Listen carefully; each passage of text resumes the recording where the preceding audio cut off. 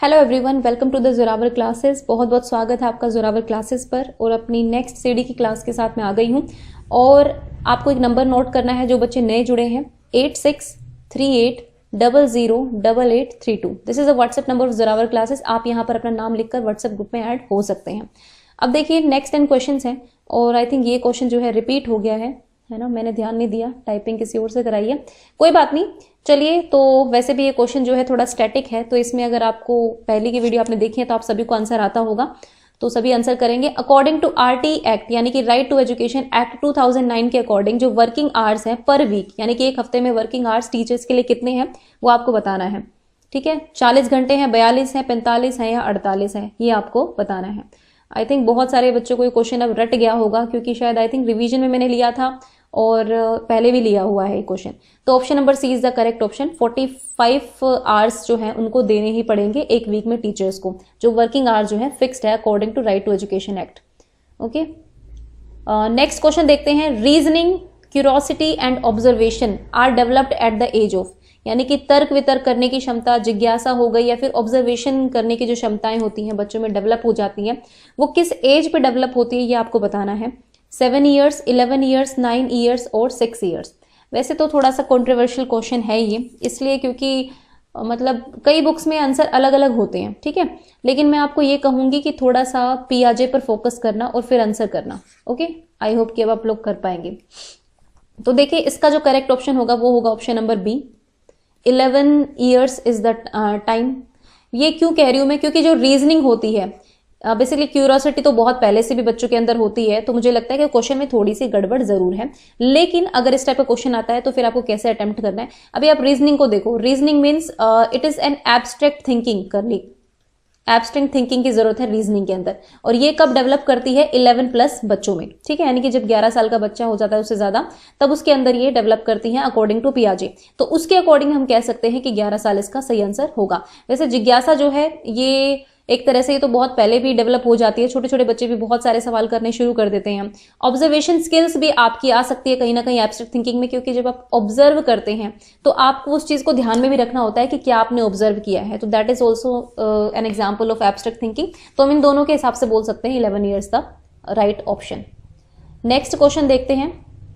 Area of physical development is, तो जो शारीरिक विकास का क्षेत्र है वो कौन सा है इनमें से, ये आपको बताना है, या फिर सारे हैं जो भी आप सोचते हैं। पहला है nervous system, growth of muscles, endocrine glands या ऑल ऑफ द अबव। तो इनमें से कौन सा फिजिकल डेवलपमेंट का पार्ट है ये आपको बताना है। इजी क्वेश्चन है आई थिंक। तो देखिए नर्वस सिस्टम को हिंदी में क्या बोलते हैं भाई, देख लेना, ये गूगल ने ट्रांसलेट किया आई थिंक। तो इसका आंसर होगा ऑल ऑफ द अबव, ठीक है, सारे ही होंगे, क्योंकि नर्वस सिस्टम भी जो है आपका धीरे धीरे धीरे डेवलप होता है, वो फिजिकल डेवलपमेंट का ही पार्ट है। मसल्स की ग्रोथ जो है वो भी आपकी फिजिकल डेवलपमेंट की पार्ट है, और आपके ग्लैंड्स की ग्रोथ भी जो है वो कहीं ना कहीं फिजिकल डेवलपमेंट का पार्ट है। ओके, तो option number D is the correct option. Next देखते हैं। Environment is an external force which influences us. तो जो पर्यावरण होता है वो बाह्य फोर्स है, एक तरह से बाहरी होता है जो हमें प्रभावित करता है। तो ये किसने कहा था, यहाँ पर कुछ लोगों के नाम आपके सामने हैं। ओके, तो आपको बताना है कि ये किसने कहा था। वुडवर्थ ने कहा था, रॉस ने कहा था, एनास्टेसी ने कहा था, या फिर इनमें से किसी ने भी नहीं कहा है। तो देखिए वैसे ये क्वेश्चन आप में से काफी लोगों को होपफुली आता भी हो, लेकिन ऐसे क्वेश्चन जो है ना ये आपको तब आते हैं जब आप डीपली कुछ बुक्स को पढ़ते हैं, क्योंकि जो जितने भी थॉट्स होते हैं लोगों के, जितने भी कोटेशंस होती हैं, ये ऐसे रटती नहीं जाती हैं। मतलब आप अगर लगातार कोई बुक्स को फॉलो कर रहे हैं, उन बुक्स में लगातार कोटेशन आ रही है, रिविजन लेते हैं, तब आपको ये चीजें क्लियर हो जाती हैं। तो इसका जो करेक्ट ऑप्शन होगा वो होगा ऑप्शन नंबर बी। तो रॉस ने कहा था, EJ रॉस बोलते हैं इनको बेसिकली। EJ रॉस जो थे इन्होंने ये बोला था कि एक्सटर्नल जो एनवायरनमेंट है वो बाहरी होता है जो हमें प्रभावित करता है। ओके, तो option number B is the correct option. कोई नहीं, रट लो इस क्वेश्चन को भी। The theory of transfer of learning, जो ट्रांसफर ऑफ लर्निंग की थ्योरी दी गई है थॉर्नडाइक के द्वारा, उसको हम क्या और बोलते हैं, ठीक है, तो ये आपको बताना है। सिमिलैरिटी प्रिंसिपल बोलते हैं, थ्योरी ऑफ आइडेंटिकल एलिमेंट्स बोलते हैं, थ्योरी ऑफ फॉर्मल एलिमेंट्स बोलते हैं, या फिर नन ऑफ दीज। ओके, या फिर इनमें से कोई भी नहीं। तो सोच समझकर जवाब दीजिएगा। वैसे मैं उम्मीद करती हूँ कि ये क्वेश्चन आपको आता होगा। तो देखिए इसका जो करेक्ट ऑप्शन है वो ऑप्शन नंबर बी। इसको थ्योरी ऑफ आइडेंटिकल एलिमेंट्स भी बोला जाता है, थॉर्नडाइक की थ्योरी को।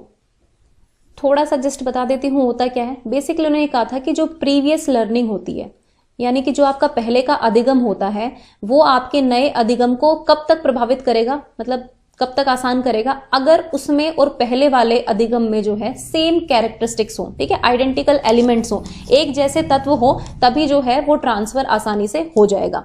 तो ये बोला था थॉर्नडाइक ने। तो option number B is the correct option. Next देखते हैं question number 6, which of the following is not a law of heredity. तो आपको ये बताना है कि इनमें से कौन सा हेरिडिटी का लॉ नहीं है, ठीक है। देखो हेरिडिटी के कुछ लॉ होते हैं, आई थिंक गाल्टन ने दिए थे, note remember exactly but I think Galton, ठीक है। तो अब ये बताओ कि इनमें से कौन सा लॉ ऑफ हेरिडिटी नहीं है, ये आपको बताना है। तो सिमिलैरिटी का लॉ, वेरिएशन का लॉ, रिग्रेशन का लॉ या फिर मोटिवेशन का लॉ। देखो वंशानुक्रम की बात हो रही है यहाँ पर, यानी कि हेरिडिटी फैक्टर की बात हो रही है, तो ध्यान से क्वेश्चन को करना।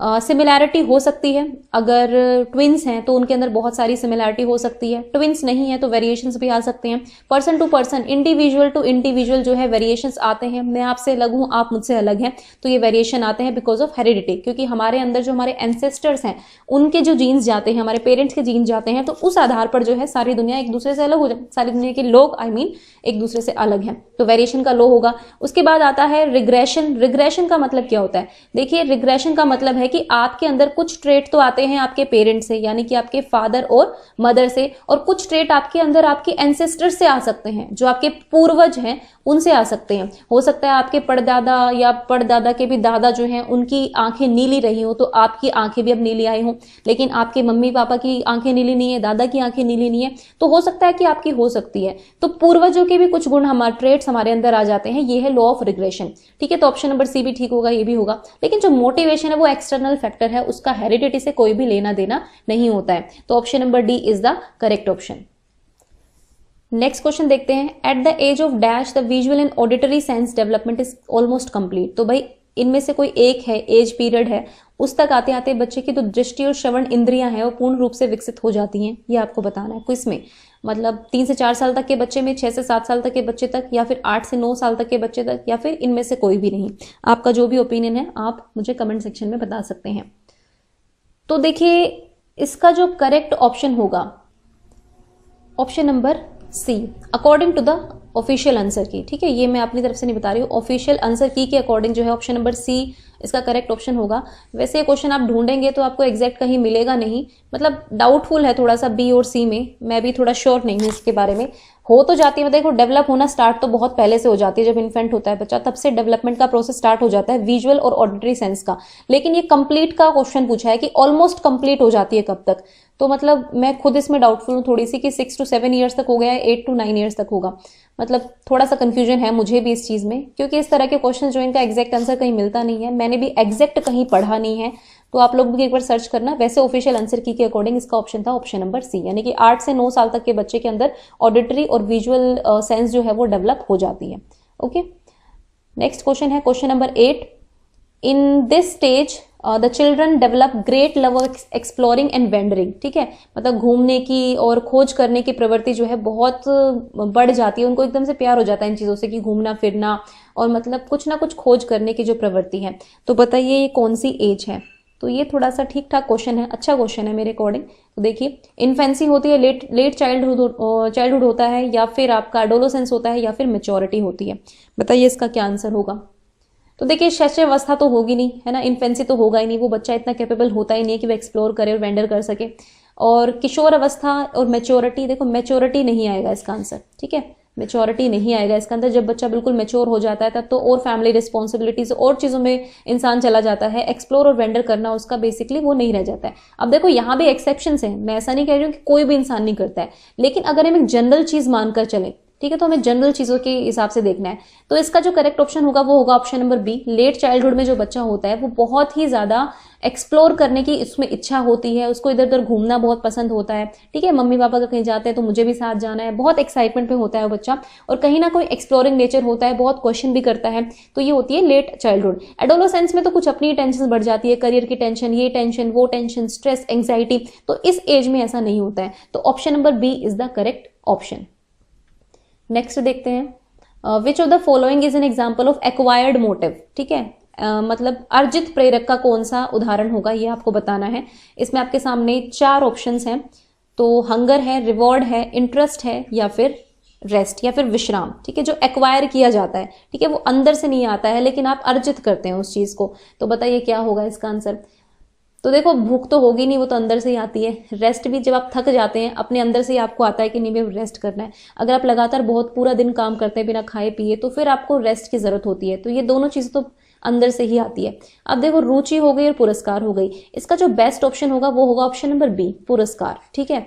रिवॉर्ड, रिवॉर्ड जो है आपका एक्वायर्ड मोटिव है, मतलब उसके लिए अगर आप काम करते हैं तो वो कहीं ना कहीं बाहरी है, अर्जित है, ठीक है, आपको अर्जित करना पड़ेगा उस प्रेरक को, इसीलिए आप उसकी तरफ आप भागते हैं एक तरह से। मतलब मोटिव्स होते क्या है, आप अगर कुछ करना चाह रहे हैं तो ये उसका एक रीजन हो सकते हैं, ठीक है, तो आप रिवॉर्ड के लिए कुछ करना चाह सकते हैं तो एक्वायर करने वाला एक मोटिव हो सकता है, ठीक है। तो ये आपका ऑप्शन नंबर बी इसका करेक्ट ऑप्शन होगा। मोटिवेशन इज कैरेक्टराइज्ड बाय, तो अभी प्रेरणा जो है वर्णित होती है किसके द्वारा, आपको ये बताना है। इसमें आपके सामने ऑप्शन है cognitive arousal, affective arousal, both 1 and 2 and none of these. तो इनमें से जो भी आपको लगता है वो आप मुझे बताइए, फिर मैं आपको बताती हूँ कि आंसर क्या होगा। देखो इसका जो करेक्ट ऑप्शन होगा वो होगा option number C, both 1 and 2, दोनों ही होंगे।